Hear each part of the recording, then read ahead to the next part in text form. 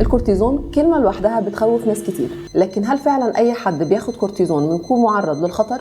الكورتيزون هو نوع من الأدوية اللي بتشبه هرمون طبيعي موجود في الجسم، وليه دور مهم جدا في تقليل الالتهابات وتهدئة نشاط جهاز المناعة، وعشان كده بيكون ليه استخدامات مهمة في علاج أمراض روماتيزمية ومناعية كتير زي الروماتويد والذئبة والتهابات المفاصل والأوعية الدموية. لكن زي أي دواء، المشكلة مش في الدواء نفسه، المشكلة في استخدامه بطريقة غير صحيحة. استخدام الكورتيزون بجرعات مناسبة وتحت إشراف الطبيب ممكن يكون آمن وفعال جدا، لكن استخدامه بدون متابعة ولفترات طويلة بجرعات غير مناسبة ممكن يسبب بعض الآثار الجانبية زي زيادة الوزن واحتباس السوائل وارتفاع ضغط الدم أو السكر عند بعض الأشخاص، زيادة قابلية الإصابة للناس ببعض العدوى.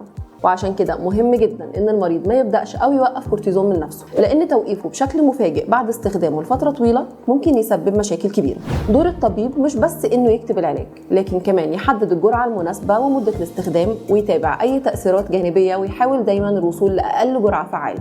لو عندك استفسار عن استخدام الكورتيزون او قلقان من تأثيره على حالتك، ابعت لنا رسالتك او اكتب سؤالك في الكومنتات وانا هوضح لك المعلومة بشكل صحيح.